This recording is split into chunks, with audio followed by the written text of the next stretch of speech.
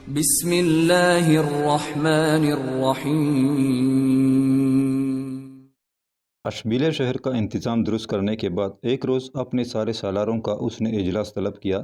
جب سارے سالار جمع ہو گئے تب سیر بن ابی بکر انہیں مخاطب کر کے کہنے لگا، میرے عزیز بھائیوں، میرے ساتھیوں، ہماری خوش قسمتی ہے کہ اشبیلیہ کو ہم نے اندلس کے اتحاد میں شامل کر لیا ہے۔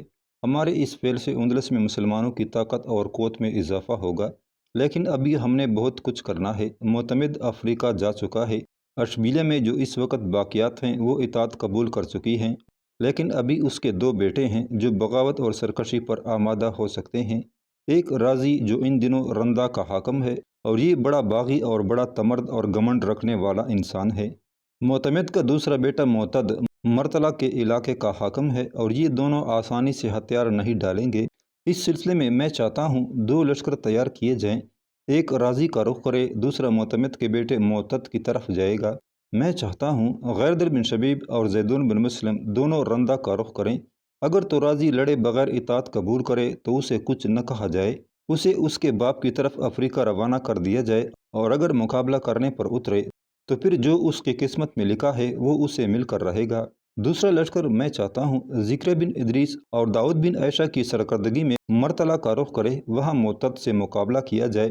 اگر وہ بھی بغیر لڑے اپنے علاقے سے دستبردار ہو کر اندلس میں مسلمانوں کی ایک مضبوط اور مستحکم حکومت قائم کرنے کا حامی ہو جائے تو اسے بھی اس کے باپ کی طرف افریقہ روانہ کر دیا جائے، کچھ نہ کہا جائے، اور اگر لڑنے بھڑنے پر آمادہ ہو جائے تو پھر اس کا مقابلہ کیا جائے۔ لشکر کا تیسرا حصہ یہاں میرے پاس اشبیلیہ میں رہے گا، اور تیز رفتار قاصدوں اور مخبروں کے ذریعے میرے تم چاروں کے ساتھ روابط اور تعلقات رہیں گے، اور جہاں کہیں بھی ضرورت ہوئی میں رسد اور کم کا اہتمام اور انتظام کرتا رہوں گا، اور کسی بھی سالار کو کسی شے کی کمی محسوس نہیں ہونے دوں گا۔ اور جہاں میں دیکھوں گا کہ دشمن زیادہ زور کر رہا ہے تو وہاں لشکر لے کر خود بھی پہنچوں گا۔ میرے خیال میں کل سے ہمیں اپنی مہموں کی ابتدا کر دینی چاہیے۔ سیر بن ابی بکر کے ان خیالات سے سب نے اتفاق کیا تھا، چنانچہ کچھ دیر وہاں بیٹھ کر منصوبہ بندی ہوتی رہی۔ اس کے بعد وہ اجلاس ختم کر دیا گیا تھا۔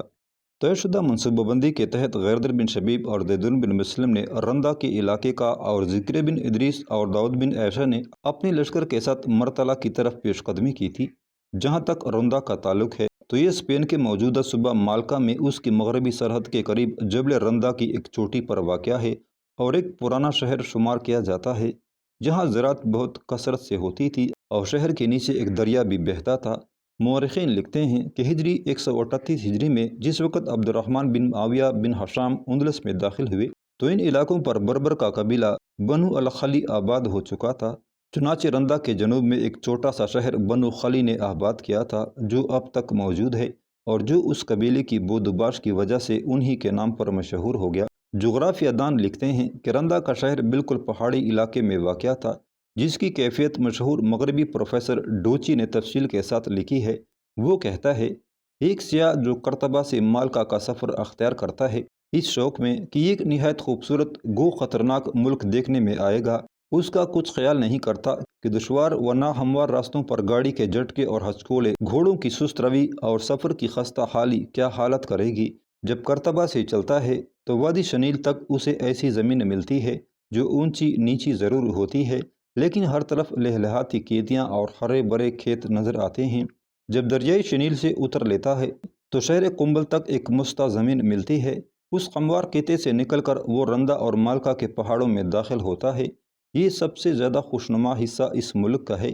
یہاں جگہ جگہ پر پہاڑیاں اور پہاڑ بلند و خوشنما عجیب نمونہ خدا کی قدرت کے نظر آتے ہیں۔ شاہی بلود اور کاک کے سرسبز جنگلوں نے پہاڑوں کے دامن ڈھک رکھے ہیں۔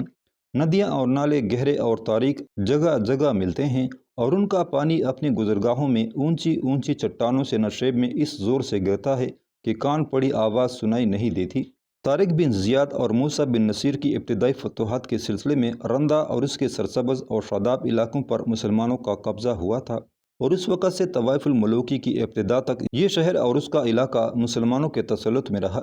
تاہم امیر عبداللہ کے زمانے میں یعنی ہجری 275 اور 888 عیسوی میں البتہ ایک باغی ابن حسون نے رندہ کے علاقوں پر تسلط کر لیا تھا، لیکن اس کے بعد اندلس کے عظیم خلیفہ عبد الرحمن الناصر کے زمانے میں جب ابن حسون کی بغاوت اور حکومت کا خاتمہ کر دیا گیا تو یہ علاقہ پھر بدستور مسلمانوں کے قبضے میں آ گیا تھا، اور اب اس علاقے پر معتمد کے بیٹے رضی کی حکومت تھی۔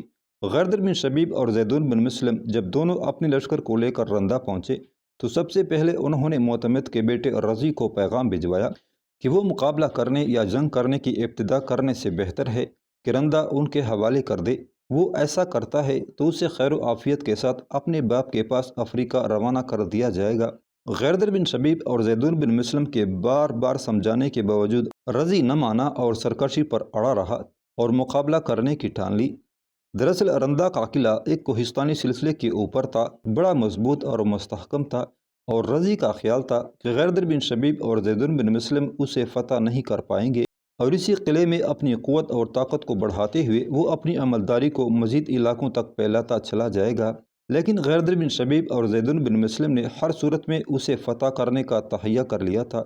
اس شہر پر غیردر بن شبیب کے حملے سے متعلق مسلمان مورخین لکھتے ہیں، رضی کا خیال تھا کہ رندہ کا قلعہ حملہ آوروں سے مدت تک فتح نہ ہو سکے گا۔ غیردر بن شبیب مرابطین کا سپہ سالار جو رندہ کی فتح کے لیے مقرر کیا گیا تھا، قلعہ سے کچھ دور رہتا تھا۔ آخر طویل جدوجہد کے بعد جب رضی کی ہمت ہار گئی اور اس نے یہ اندازہ لگا لیا کہ وہ اب زیادہ مدت تک قلعہ کا دفاع نہیں کر سکے گا، تو اس نے قلعہ کا دروازہ کھول دیا، اس لیے کہ اب اس کے پاس رسد اور کمک دونوں کی کمی تھی جسے وہ کہیں پورا نہیں کر سکتا تھا۔ چونکہ بار بار سمجھانے کے باوجود رضی نے ہتھیار نہیں ڈالے تھے، قلعہ غیردر بن شبیب کے حوالے نہیں کیا تھا۔ چنانچہ مورخین لکھتے ہیں کہ غیردر نے اس جرم میں رضی کو معاف نہیں کیا، اسے موت کے گھاٹ اتار دیا۔ دوسری طرف ذکر بن ادریس اور داؤد بن عیسیٰ مرتلا کی طرف بڑھے۔ مرتلا کو جغرافیہ دانوں نے مارتلا بھی لکھا ہے، اس کا اسپینی نام موراتلا بھی ہے، عربی میں زیادہ تر اسے مرتلا ہی لکھا گیا ہے، اور یہ مشرقی اندلس میں صوبہ مرسید کا ایک مشہور شہر تھا۔ اس شہر کا قدیمی رومن نام متلس تھا۔ اس شہر کی نسبت مورخین اور جغرافیہ دان شریف ادریسی لکھتے ہیں، یہ اپنے استحکام اور مضبوطی میں مشہور تھا۔ یہاں کے گرم چشمے جہاں مریض صحت حاصل کرنے کے لیے آتے تھے اب تک مشہور ہیں۔ ابتدائی فتوحات کے زمانے یعنی پہلی صدی ہجری کے آخری دہم میں مسلمانوں کی حکومت اس شہر پر ہوئی۔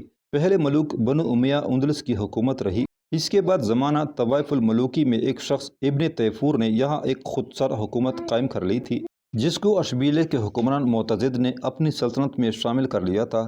یہ معتضد معتمد کا باپ تھا، اور اب اس شہر پر معتمد کا بیٹا معتد حکومت کر رہا تھا۔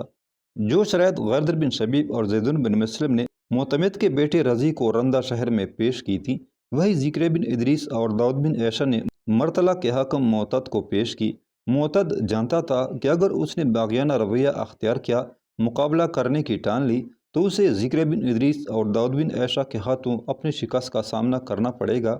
لہٰذا اس نے بغیر لڑے بھیڑے خاموشی اور رضامندی سے شہر ذکر بن ادریس کے حوالے کر دیا، اور ذکر بن ادریس سے اس نے کوئی تعارض نہ کیا اور اسے امان دے کر اپنی مرضی سے جہاں چاہے چلے جانے کے لیے کہہ دیا تھا۔ اس کے بعد ذکر بن ادریس، داؤد بن عیسیٰ، غیردر بن شبیب اور زیدون بن مسلم چاروں نے اب اپنے دونوں لشکروں کو یکجا کر لیا تھا۔ رندہ اور مرتلا کی شاندار فتوحات کے بعد آخر انہوں نے پہلے سے طے شدہ منصوبہ بندی کے مطابق دوسرے علاقوں کا رخ کیا۔ پہلے المریہ پر ان کا قبضہ ہوا، اس لیے کہ المریہ کی فتح ان کے لیے بڑی آسان ثابت ہوئی۔ المریہ کے پہلے حاکم کا جب انتقال ہونے لگا تو اس نے اپنے بیٹے عزی الدین سے یہ کہہ دیا تھا کہ اگر سیر بن ابی بکر اشبیلے کو فتح کر لے تو تم افریقہ میں بجایا کے بادشاہ کے پاس چلے جانا اور المریہ کو سیر بن ابی بکر کے لیے چھوڑ دینا۔ ایسا ہی ہوا، المریہ پر بڑی آسانی سے قبضہ ہو گیا۔ المریہ کا انتظام سنبھالنے کے بعد چاروں پھر حرکت میں آئے۔ اس کے بعد انہوں نے مرثیہ و دانیہ اور شادماں پر بھی فتح کے پرچم لہراتے ہوئے ان پر قبضہ کر لیا تھا۔ اب چاروں اپنے لشکر کو لے کر بطلیوس کی طرف بڑھے تھے۔ بطلیوس پر اس وقت متوکل کی حکومت تھی، اس کے پاس بڑی عسکری طاقت بھی تھی۔ اس نے جب دیکھا کہ سیر بن ابی بکر کے چاروں سالار اس کے ارد گرد کے سارے علاقوں کو فتح کر چکے ہیں، تب اسے اپنے متعلق خدشات ہوئے، اور بطلیوس کے حاکم متوکل نے اپنی عسکری تیاریوں کو زور و شور کے ساتھ عروج پر لانے کے انتظامات کر لیے تھے۔ جس وقت ذکر بن ادریس اور داؤد بن عیسیٰ اپنے ساتھی سالاروں کے ساتھ دوسرے شہروں کو فتح کر رہے تھے، اس وقت بطلیوس کے حاکم متوکل نے کوئی اہمیت نہ دی، لیکن جب وہ شہر پر شہر فتح کرتے چلے گئے تب متوکل کچھ پریشان ہوا۔ پہلے تو اس نے جنگی تیاریوں کو اپنی عروج پر پہنچا دیا، لیکن جب اس کے عمرا اور مشیروں نے اسے یہ مشورہ دیا کہ وہ کسی بھی صورت ذکر بن ادریس اور اس کے ساتھی سالاروں کا مقابلہ نہیں کر سکے گا اور وہ بڑی آسانی سے بطلیس شہر کو فتح کر لیں گے، لہٰذا اس کے سامنے دو ہی راستے ہیں۔ اول یہ کہ مسلمانوں کے اتحاد اور تعاون کی خاطر بطلیس کی حکومت سے دستبردار ہو کر شہر سیر بن ابی بکر کے سالاروں کے حوالے کر دے، دوم یہ کہ کسی کو اپنی مدد پر آمادہ کرے اور اس کے ساتھ مل کر اگر بطلیس شہر کا دفاع کر سکتا ہے تو کر لے۔ متوکل نے دوسری صورتحال کو ترجیح دی، چنانچہ اس نے سیر بن ابی بکر کے لشکر سے چھٹکارا حاصل کرنے اور اس کا مقابلہ کرنے کے لیے اپنے دو تیز رفتار قاصد الفانسو کی طرف روانہ کیے تھے اور سیر بن ابی بکر کی طاقت اور قوت کے خلاف الفانسو سے مدد طلب کی تھی۔ اس طرح بطلیس کے حاکم متوکل نے بھی وہی کام کیا جو اس سے پہلے اشبیلیہ کا حاکم معتمد کر چکا تھا اور جسے اس کی سزا بھی مل چکی تھی۔